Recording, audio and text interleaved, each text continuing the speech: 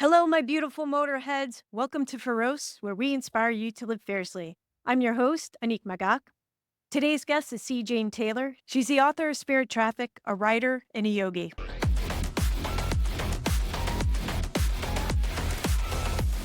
How old were you when your mom bought the dealership?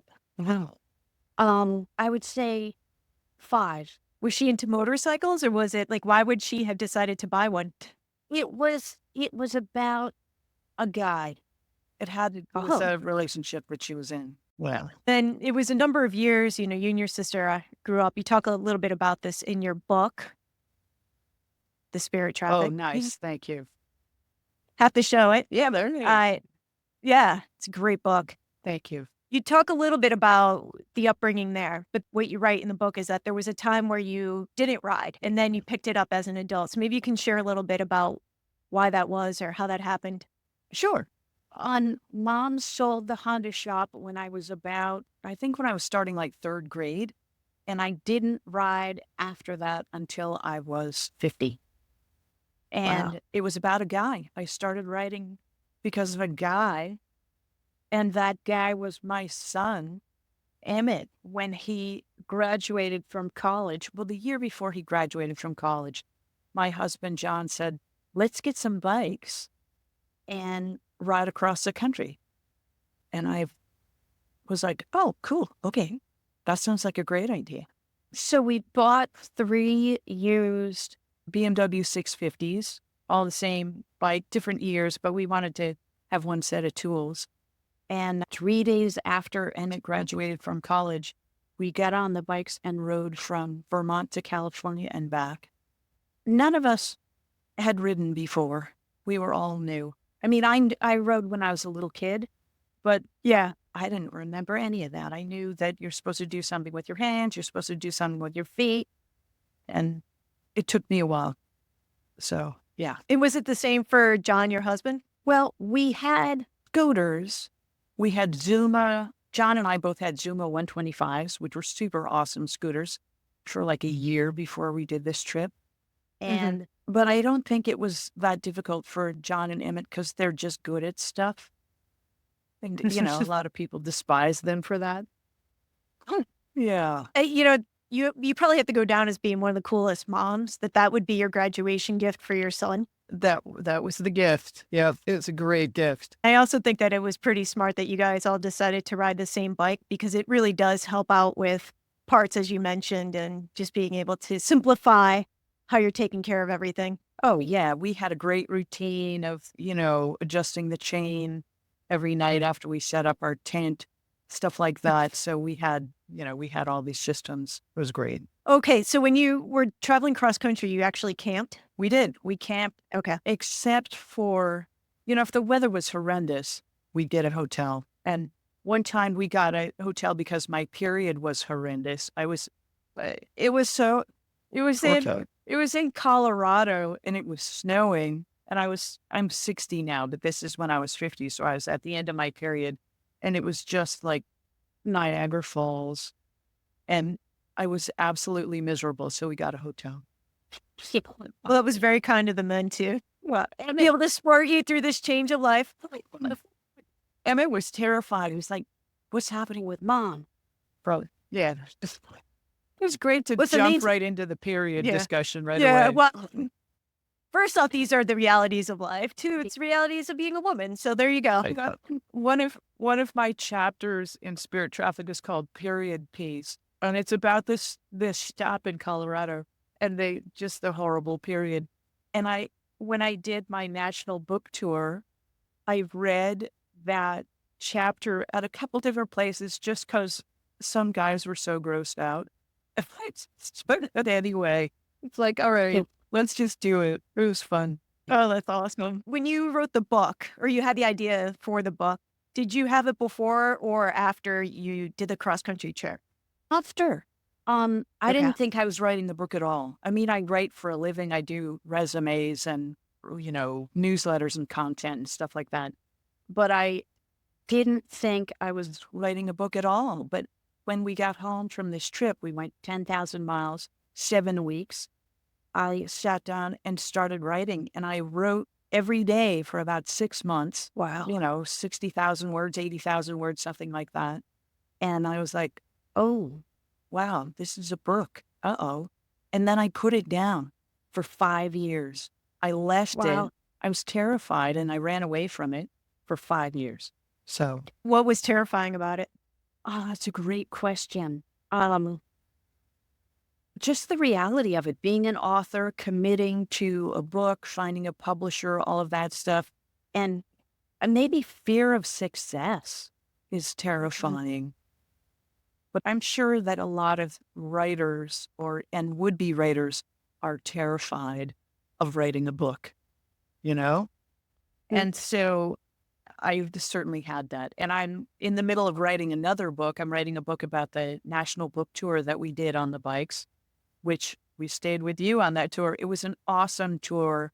John and I went 13,000 miles and I read from my book at about 50 different places. So even with all this sort of accomplishment, I'm still, facing that imposter syndrome. Writing the second book, I'm halfway through it and I'm publishing it serially on Substack, but still I'm like, oh, oh, does anybody care? Does anybody want to know about this big adventure?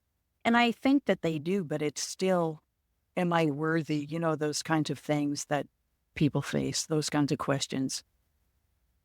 The creative process is not easy. Yeah. People think that it's just going to be this, you have this idea, and just as long as you just take action, it's going to be fine. Yeah. But the reality is that most of the time in these creative endeavors, it's really hard to consistently take action and to take action despite having all these thoughts in our heads of the imposter syndrome, not being good enough, like, or being too successful. Like, when it's all the just starts to Wow.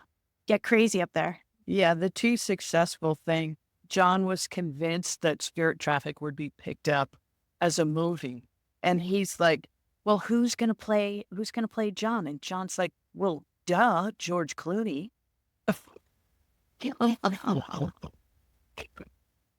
So I don't think he has imposter syndrome, maybe, but not in that regard.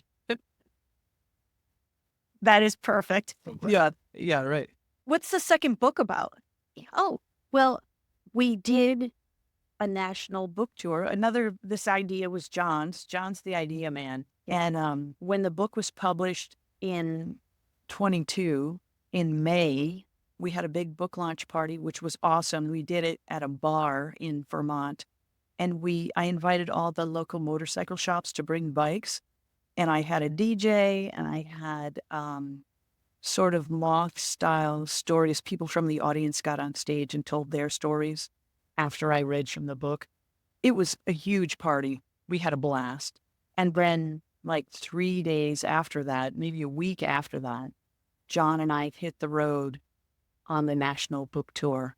And I stayed at people's houses all across the country. I stayed with really fabulous people like Greg Drevenstead, who's the editor of Rider magazine, and Reg Cottrell.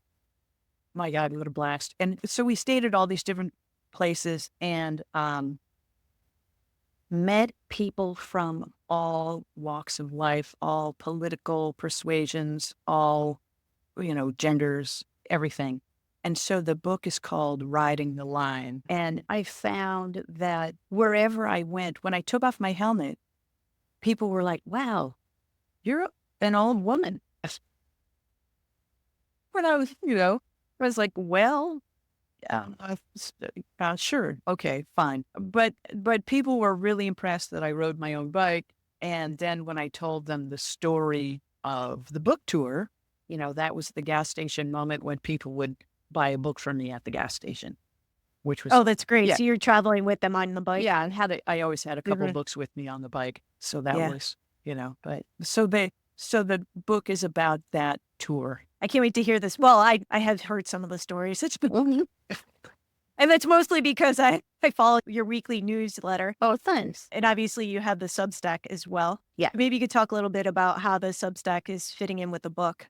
Well, I'm releasing Riding the Line serially on the first and third Wednesday of the month. Ooh. So there's a new chapter, twice a month, which is remarkably challenging. You think, oh, I have all this time to do all this writing, but it's a lot of work. It's huge. And I also have a Sunday love letter that I publish every week on Substack, which is sort of shorter essays, not always motorcycle-y, but about life. They tend to be funny and almost never political. That's my goal. Do Yeah. you think that with the Substack is the point that at the end, will there be a physical book or will it just exist on Substack? I'd like to have a physical book. I'd like to have 2 physical books, actually. I did a survey the other day, and I've written 327 love letters on Ooh. Substack, and I started in June of 2018. So I want to call the best love letters, and then writing the line. I want to do it all again. I want to wrap up writing the line in a book, and then do another tour, because how fun is that? Well, the tour is pretty epic. I got to see you on one of your stops when I noticed on social media that you were actually pretty close by. So I zoomed up there to say hello. But then you and John actually stayed over my house, which was very fun. Yeah, it And was then great. in the springtime, I got one of your, love letters, and I start reading it. I'm in bed, just hanging out, starting my day, and it says, "We were hungover, no surprise. Annick took us out to breakfast."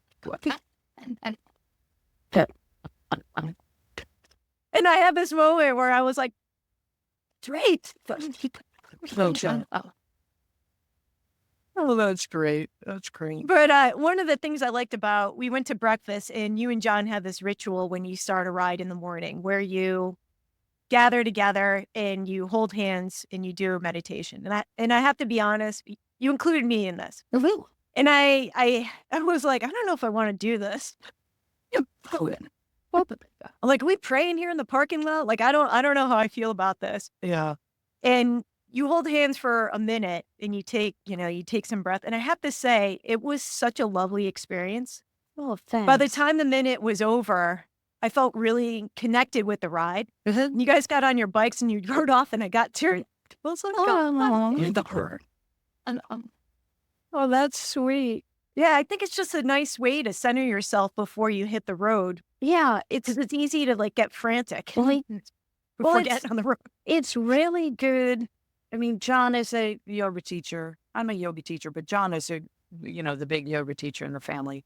And this getting centered before you get on the bike is huge, because worrying about your work commitments or worrying about it's not relevant when you get on the bike. You've got to stay balanced and, keep the rubber side on the road. So, Yeah. yeah, it's a nice practice. And I did it. I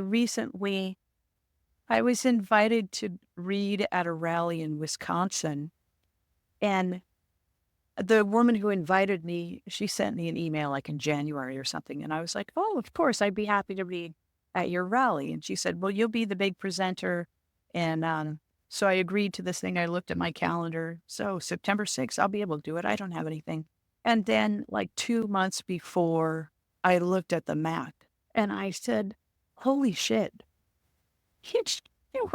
It was, I don't know, 2,500 miles round trip. And I did it myself. It was my first big trip and I stayed with Bunka Biker, which is awesome, and I highly recommend it. And I did this hold hands ritual with some of my hosts, which was really nice. And I think that, holding hands with people in a parking lot has an unusual look, right? But Yeah. Yeah. but the centering thing, people like it. I think for bikers especially to, get quiet for a minute before you get on the saddle is a really great practice. What's the Bunka Biker? Oh, Bunka Biker is a global organization of people who host motorcyclists in their homes for free. Oh, really? Yeah, you can sometimes you can have a place to put your tent in the backyard. Sometimes they'll give you the guest room. Sometimes they cook beautiful meals for you, which was the case when I was out there. People were Wow. wonderful. And so now I have these new friends for life. I'm sure that when, Steve and Anna come to Vermont, they're going to stay at my house, or my new friend Manon. I'm sure that she's a Quebecer. I'm sure I'll see her again. So it was really great way to travel, and also an amazing way to make friends. And, just as a side note, because this was your trip that you were traveling solo as a female, did you feel safe doing this? Like, was there any? That's great that you asked that. Yeah. There was one time where I didn't feel safe initially, and that was I was staying at a person's house in the woods in Ontario, and she had a big sort of scary pit, and she was at the end of a 2 mile long dirt road, and the dog was like leaping at the end of his chain, leaping towards me, and I was like, okay, I'm gonna die. This is it. Okay. But she introduced the dog to me properly, and because the dog was much better indoors, and we became friends. But in the meantime, my host had these big giant butcher knives that she'd sharpen these knives, and I was like, okay, again, here we go. This is the end. But she was sharpening the butcher knife because she had this squash from her garden. She knew I was a vegetarian, and she had all these beautiful vegetables on the kitchen table for me to chop and then cook in the air fryer. But the initial thing was like, what? Okay. But she was fabulous. In the end, she was fabulous, and the dog was great. And but I was a little nervous initially, for sure. Yeah. But the thing about Bunka Biker is that you can sort of stalk the person on. Stalk isn't a great word. You can look them up online ahead of time and see who they are. And I stayed mostly with women and with couples, which that felt safer for sure. Okay. Yeah. All right, good. When you do these rallies, what's the setup for you to read or present? Well, depending on the crowd, I will read a chapter from my book that's relevant to, the people in the audience. And then I tend to read another chapter that's like, this maybe an audience in Vermont, their dream ride would probably be the Pacific Coast Highway. So I'll read something about that. But then I ask the people in the audience to share their own stories of adventure. Because this is the thing, motorcyclists, everybody has a story. So inviting people to share their own stories was a really great way to create these really tight-knit little communities all along my national book tour route, for sure. What was one of the best stories you heard? It's funny. It was a story, a woman in New Hampshire, not motorcycle related at all.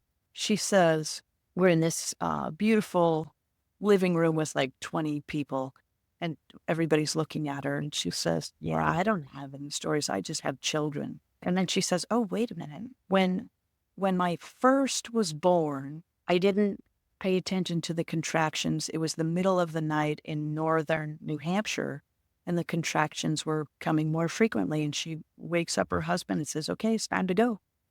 And they get in the car, and she can't sit down because the baby's head is already crowning. So she's in the back seat with her butt up in the air. And the husband is stopping at the stoplight. And she's like screaming at him, don't stop. You got to drive to the hospital. Drive faster. So they get to the hospital, and it's, 2:00 in the morning in rural New Hampshire. He doesn't want to park in the emergency space. And she's like breaking out the bad language. She gets out of the car and waddles up to the hospital, and she finds that the door is locked. No. And she's banging on the door. And finally the orderly comes, get the wheelchair. She can't sit because the baby's crowding. So she kneels in the wheelchair with her butt in the air. They wheel her into the delivery room, and the baby was born 8 minutes later. Wow. That definitely fits adventure. And Yeah. That was one of the best stories, easily. Yeah. So it was fun. It was really terrific to get, well, especially people who don't think they have any adventure in their lives, to tell this story to a group of 20 people who, their neighbors and friends they've known might not have known this thing about them. And they were just like, wow, you did that? That's amazing. So it was a really great way to, build these wonderful communities. Yeah, it was fun. Yeah, I think people are looking for that as well, being able to have more like-minded people around them to be able to share experiences. Yeah. Where do you find when you were traveling?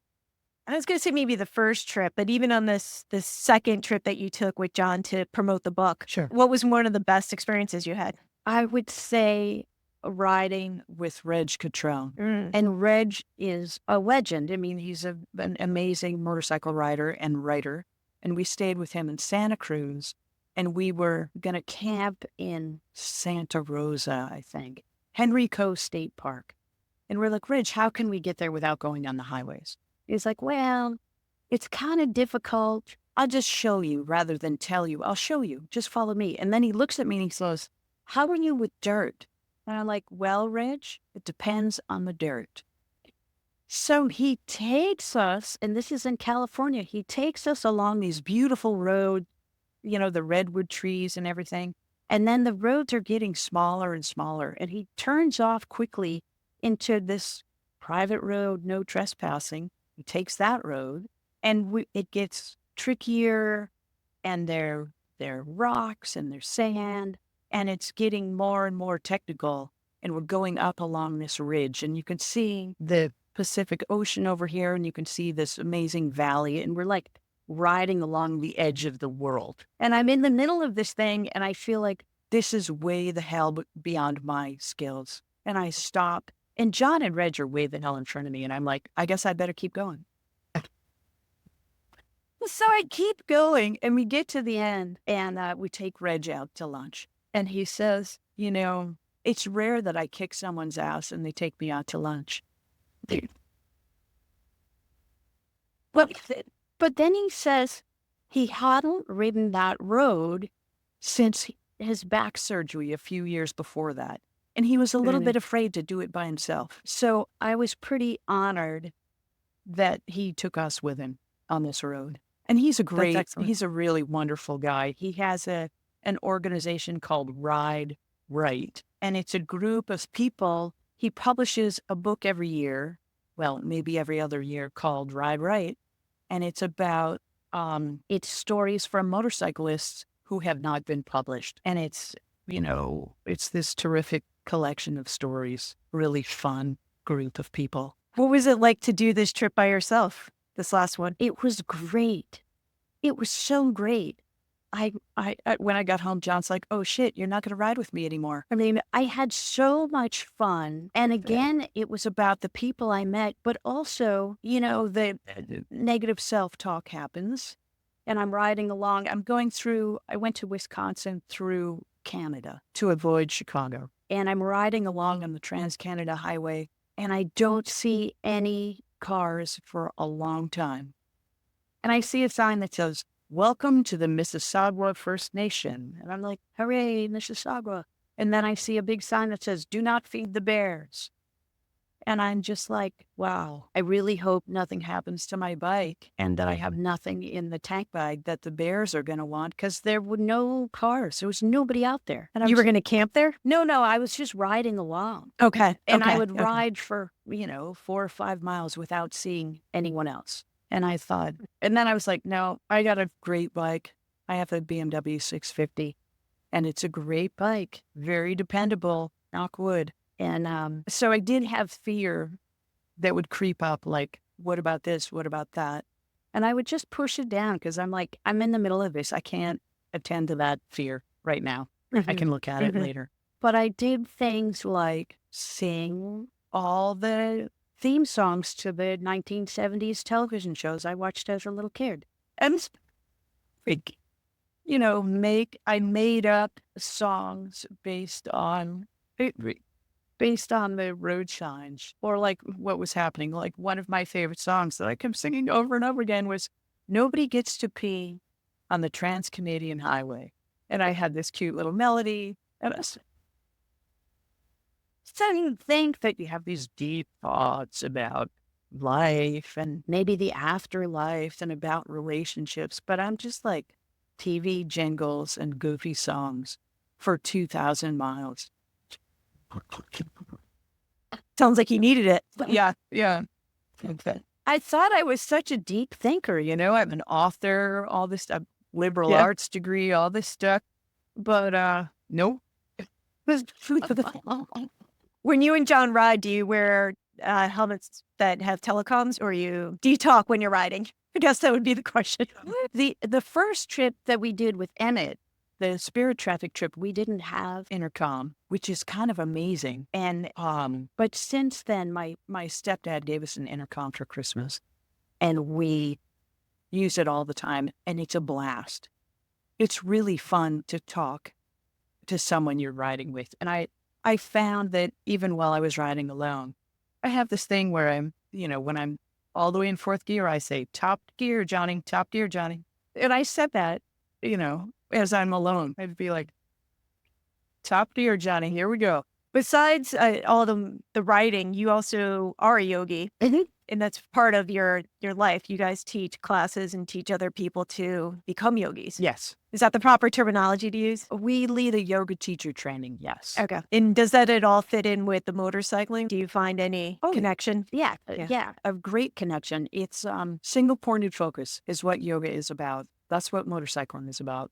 Finding your balance, finding yourself. I mean, you ride, that when you're having a crappy day and you just need to clear your head, getting on the bike is a great therapy for that. Just like getting on the yoga mat is a great therapy for that. If doing a couple sun salutations will definitely make you feel better. Honestly, I think that riding 100 miles will make you feel better. That's 10 sun salutations, but You heard it here first. yeah, Don't tell John. but I love it. I think that with my yoga practice and the yoga teaching that I do and training yoga teachers, the theme of our program is first see the good. And that's what we try to do in this yoga teaching. And it's so easy to do on the bike. I find that, once you take off your helmet, it's like, oh, here's my new friend. It's easier for me to see the good in other people when I'm on the bike or, when I'm thinking about my yoga practice. Did you find that when you were traveling that without John and you were solo, that people would approach you more? Yes, much more. People would come up and warn me about the weather. One guy I met, we were sitting out the weather. There was a lightning storm and lightning was striking, cloud to ground strikes all around. And I was in a gas station in Wisconsin ducking out of the weather. And I look over and here's a motorcycle that passed me miles ago. And it was this beautiful, like R100 BMW, this vintage BMW. And the guy on the bike, he looks over and he's like, hey, I saw you back there. And so I got to talking to this guy and we were just waiting for the weather to pass. And I told him I was an author. I told him I was speaking at this thing in Wisconsin. And he said, I'll buy your book. And I was like, great, I have one here. So I get out the book and he says, oh, I didn't have any cash. And I'm like, that's okay. You'll pay me when you get home. And he says, well, how do you know I'm going to pay you? And I said, because it's you. Of course you're going to pay me. And he was like, yeah, you got me there. You're right. But I guess when I was alone, I made friends much more easily than I expected. People were lovely. People were very, very thoughtful and, caring. Yeah, I bring that up because it's a question that I get. And I find that when I do travel alone, I have much more interaction with the people around me, especially at gas stations, like you mentioned, because it's inevitable somebody will come up and talk to me. Yeah. And I do like that you're talking about that yoga practice of see the good, because it's easy when you travel alone to get scared or to have these feelings like, oh, like what's everything that could go wrong? What danger could I possibly be in? But if you go in with that mantra that you are talking about earlier, I do find that the experience has I would say 90% been fantastic. Yeah. I'm sure that there's unwelcomed attention that you might get on the bike. But, knowing that you have something in common with this person whose attention you might not want it sort of gives you an easier out. You know what I mean? Yeah, that's a good way to look at it. Yeah. What do you think of the rallies? You've been to several now. The BMW people are my people. It's kind of, but I've only been to BMW rallies. So, Well, no. Actually, the first time we met was at a rally, technically. that's right. Babes Yeah. Ride Out. We met because we were the only people there who didn't have tattoos. It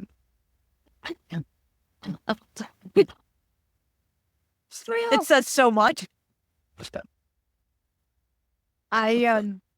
That's funny. That's right. I think the people I've met at rallies are terrific. I did go to one rally that wasn't a BMW rally, and it was Horizons Unlimited. And I went to this rally in Quebec, in Lachute, Quebec. It was awesome. The people were terrific, and it's called Classique. And it's this thing about, there were all these rides you can take. And there were hundreds and hundreds of people taking these rides together. I like to ride by myself or with one or two other people. But here we're like, 20 and 30 people going on these adventure rides. And, but the people were lovely. Yeah. That's great. Yeah. I just want to go back to when we met, because one thing is that some people won't go to a rally by themselves because they're worried that they're not going to have anybody to be with, or like it'll be awkward or anything like that. But a good case in point is we both went to the rally solo and then ended up becoming friends through meeting each other at the rally. Yeah. So it goes back to that, just striking up conversation with a random stranger. You never know where that will lead. I also met Elise, who is a trans woman from Les Îles de la Madeleine. And John and I have been to see her since then at Les Îles. Oh, really? Yeah. Because she owns a brewery, right? Yep, she does. And she's fabulous. And she has this great Honda that's like a 70s era super bike. It's fabulous. And it was really terrific to see her again after meeting at this rally. That's fantastic. Sweet person. See, and it goes to that, right? You meet people at these rallies, you meet people when you're traveling, and then you have another adventure with them in the future at some point. Yeah, that's great. How many motorcycles do you own? Oh, it's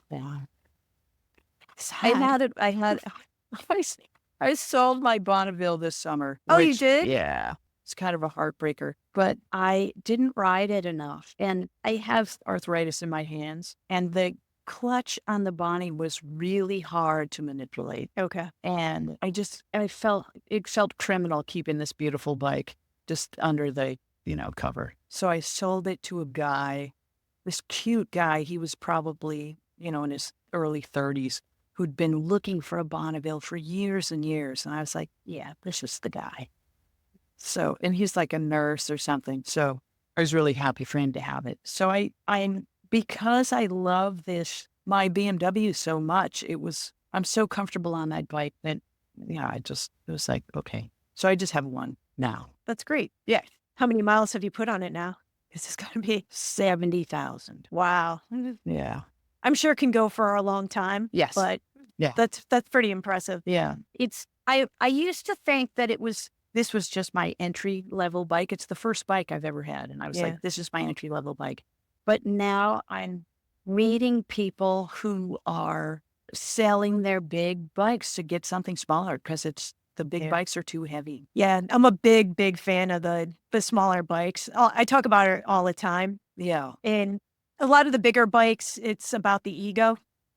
They have their place. There is something it's a totally different riding experience when you feel very comfortable on your bike and you're not scared of it, because a lot of people may not admit that they're scared of the bigger bike due to weight or any of the issues that come up with it. And the starter bike thing, I don't know. Yeah. Like that also annoys the crap out of me, because if you like something, like, just really, you should be able to just ride what you want, whether that's a 250 motorcycle for the rest of your life, a scooter, a trike, or whatever. And the bike you're on is more, you're more than capable to have that until it kaputs at some point. Yeah.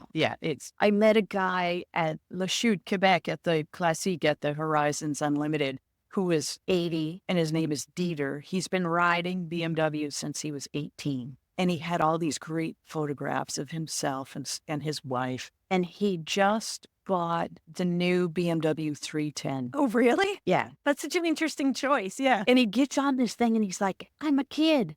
I'm just like a kid and I can get around so easy and stuff. And he was thrilled to be on a small bike that he can just maneuver so easily. And it's cute, just someone so happy on this bike was great. Yeah. I love it. Yeah. With the new book, Ride the Line, do you anticipate another big trip? I always anticipate another big trip because I just love it so much. Being on the road, even this Wisconsin trip was 10 days or something. There's something so magical and transformative about riding your motorcycle for a long time. It's really great. We're thinking about, Emmett lives in Missoula now, and we're thinking about going out there next summer. We'll ride out there. So Excellent. Yeah. Would you go through the U.S. or Canada? That's a great question. I don't know. It's sort of, I really loved going through Canada on the way to Wisconsin, but also there's like Utah. And, there's so many great places in the Northwest and the United States that it's, I don't know, maybe one way there and one way back, maybe both. Yeah. Isn't that nice when you can get a few weeks off? I mean, with your schedule, you're able to do that. Yeah. Which I think is, a lot of people will be a little jealous of. Yeah. Well, they wouldn't be jealous of my bank account. Let me tell you that. There are trade-offs in life for passions. It's a fair one, I guess. Wow. Well, I want to say thank you for joining me today. Oh, it's a thrill. And what's the best place for people to check you out? Well, I'm on Substack, C. Jane Taylor. C stands for Catherine. So the letter C Jane Taylor. And then my website is cjanetaylor.com. And you can buy my book, Spirit Traffic, is on Audible. You can buy it on Amazon, but it'll benefit me more if you buy it from my website, and I'll send you stickers. And so cjanetaylor.com is where you can get that. So that's fantastic. Yeah. Thank you so much. It's a thrill to see you, Annick. Thanks for having me. And for everybody else, ride smart. Ciao.